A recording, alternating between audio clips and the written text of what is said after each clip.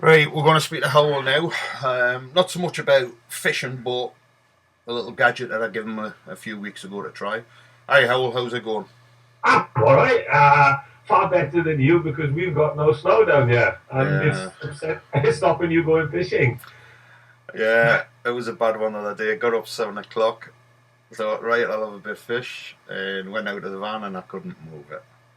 No, I know. So, Much to my amusement, I must say. But yeah, there we go. I did walk to the night before. I said, "Don't even bother," but you wouldn't listen. I You know, know. there's things that follow the news called forecasters. You know, they tell you what the weather's going to do. Mind you, they don't get that right much anyway. No, but they did So that. They it's did that that night.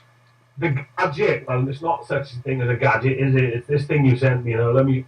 It's nothing to do with the reel. It's what's on the reel. It Yeah, looks like a fly line backing, but yeah, actually, this is your new braided line. I know originally you made them all in olive, yeah, which yeah was great. But I sort of tested you and set you a challenge to make me one in orange.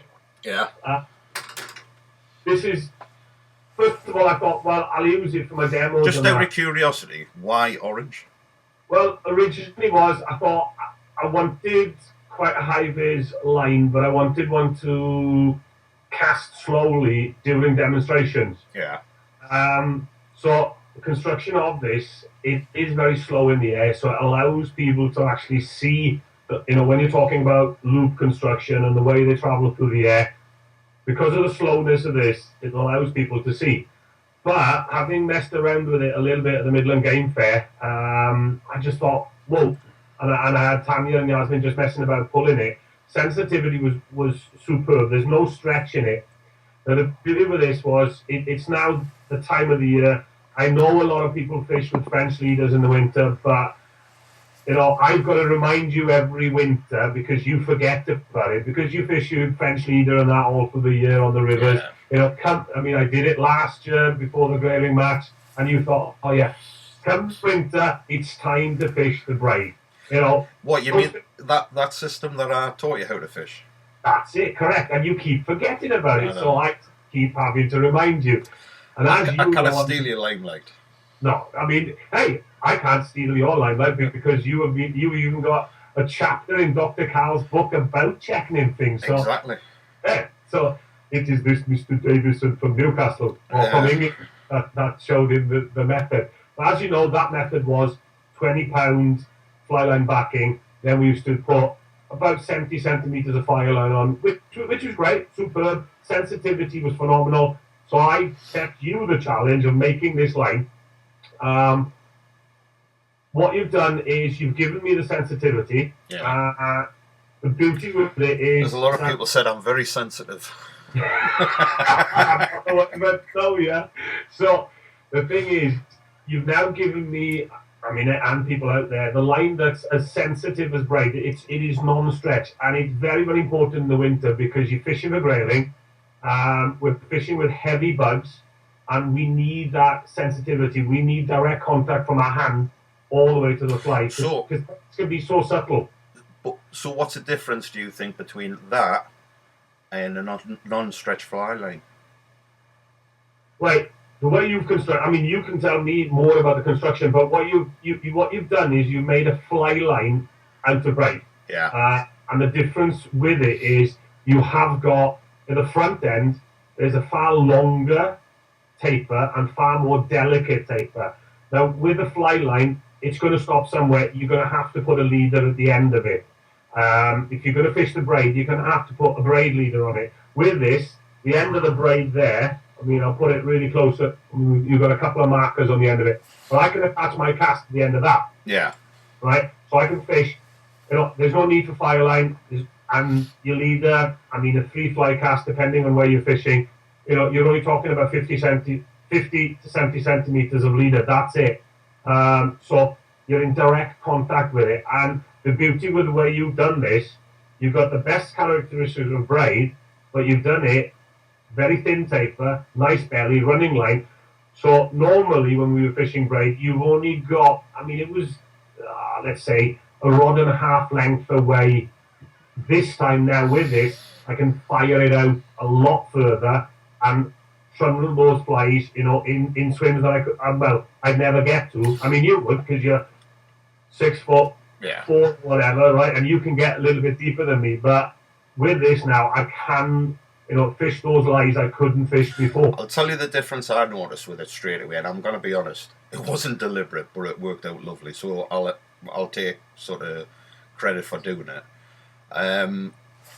When you've got a non-stretch fly line and you've got this line is a lot thinner in profile, everything, compared to a normal line. But it's also a hell of a lot lighter than a normal fly line. If you held the two lines in your hand, the one that you've just showed there is a lot lighter.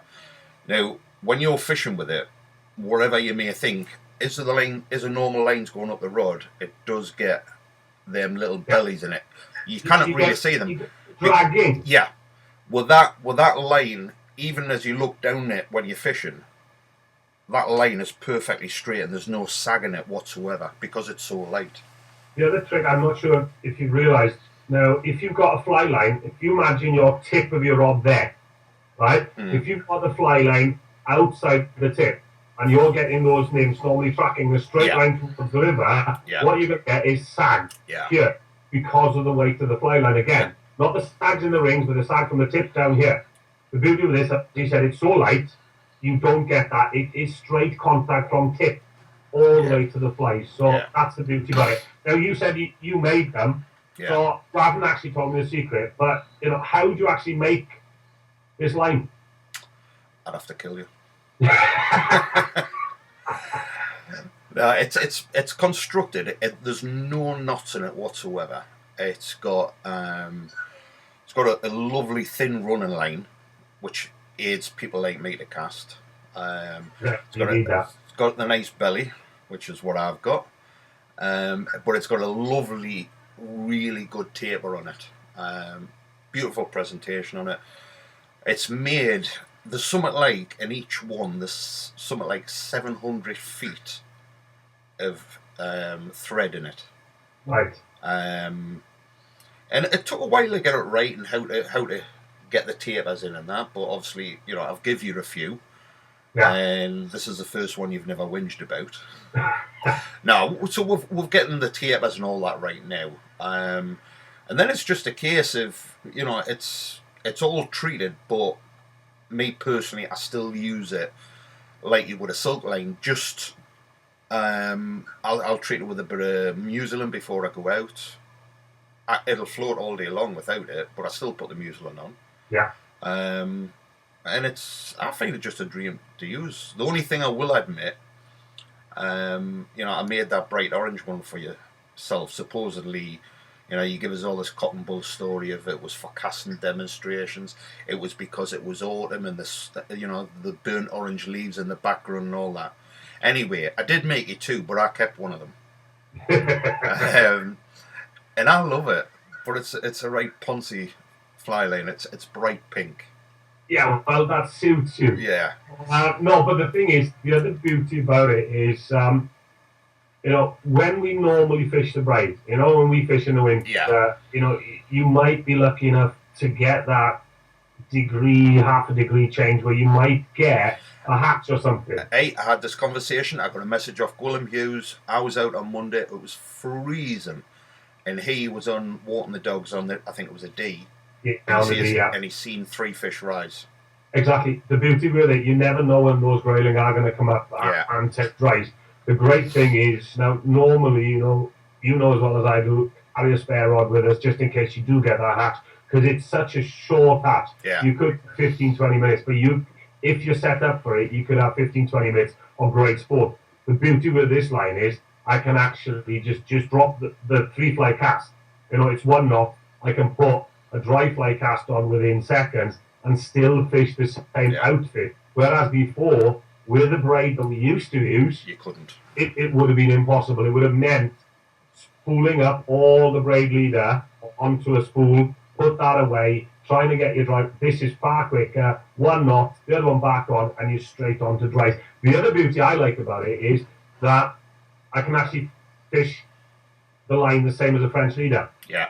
What you've done on the front of mine is you've got those black bits. Yeah. And there we go. There's a couple of black bits on the end of it. So not only is it the characteristics of bread, but it can still be used as a French leader. So I've found this now to be sort of the one and only line I need to use on the river. Right. Question. How do you find it as regards, if you want to put a dry on with it, how accurate do you find that? We used to use, I remember fishing in the World Championship in France, and we were using Kevlar leaders. Yeah. Which, again, same as this one, needed a bit of treating. But what I found was that they were dead straight. Straight as an arrow. You don't get them wavering off, do you? Just straight out. Yeah. And as opposed to using tapered mono leaders, and sometimes, you just cannot get that leader straight, even though you're pulling it through there's a little kink in it. With Kevlar, with this, they're just so limp, but they're so accurate. The other beauty with it, the turnover is a lot slower. Yeah. So, for instance, you get in that turnover, it's not, and if it hasn't gone exactly where you want it, it's not the line's fault, it's you. You haven't directed it in the right way. You've got time, because it's got a slow turnover, you've got time to pick it up before it hits the water and go. Well, I designed it for people like you who struggle sometimes with a turnover. People in glass houses shouldn't throw stones. Hey, I've got a lovely back cast. Yeah, no. I've told you before I didn't like casting. No, I know. But no, it's I used it. I've messed around with a few different ones, but I got out on, I think it was Monday, up on the Tweed, and absolutely loved it. I've loved it since I sort of started making them. Yeah. But I've got this. I found it because I didn't realise I'd kept the pink one, so I just quickly put it on to one of them nice new reels that you've got.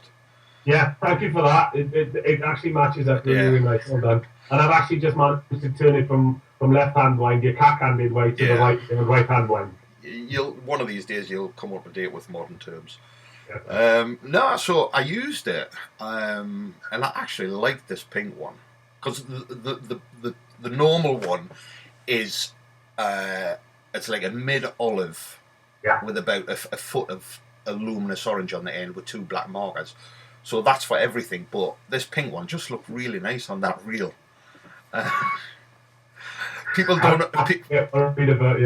People don't understand what SEF stands for. Yeah, okay. Sexy as. So now I used it and I absolutely loved it. I had 9 fish. You were fishing on Monday. Yeah. A little bird tells me that you were fishing with one of my new flies. Yeah. How did you get on? All right, my theory didn't work though. No, I forgot to tell you.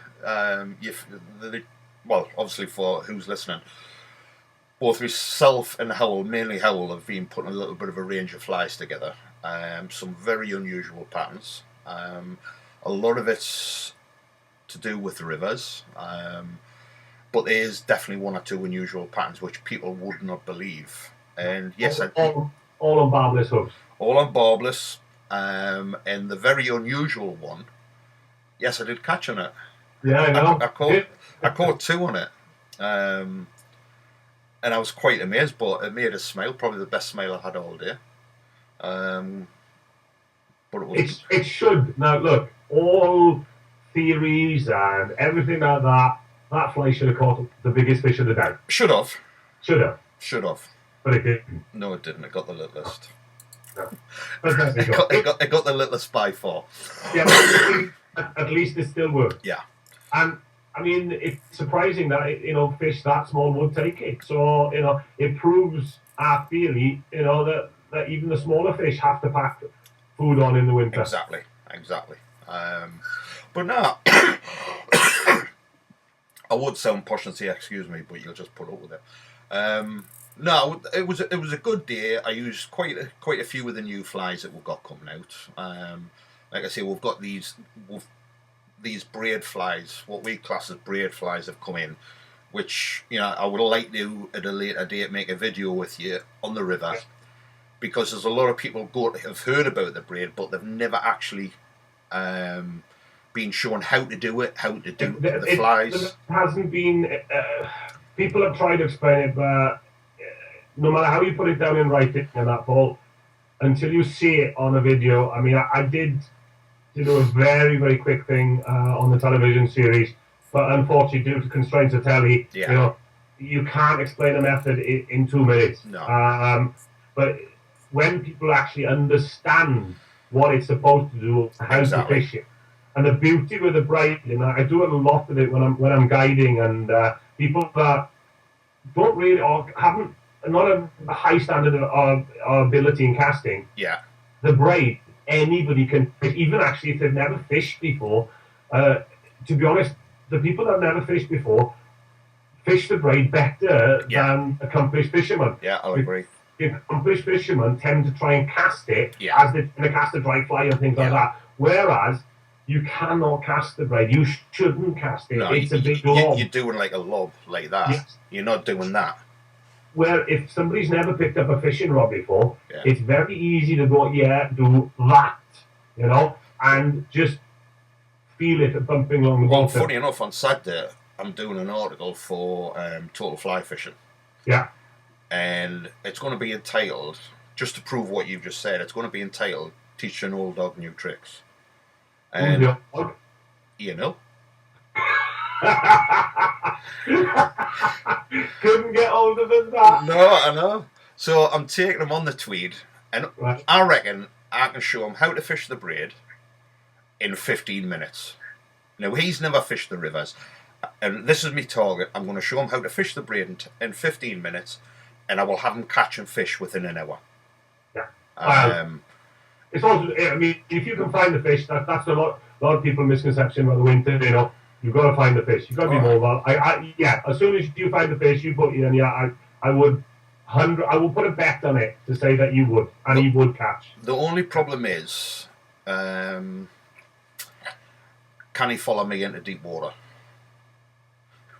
That's a big no. Yeah, I'll take my snorkel up for him. Yeah. But well, tell you what, all the best with that. Look forward to all the flies coming in and our launch. Well, we've got the braid flies in, and hopefully the micro flies should be in next week. So as soon as I do, I'll let you have a look at them, and we'll get them up on the website. Looking good, mate. Looking good. Mate, well, don't drown, please. Yeah. We still want him fishing for the Ospreys next year.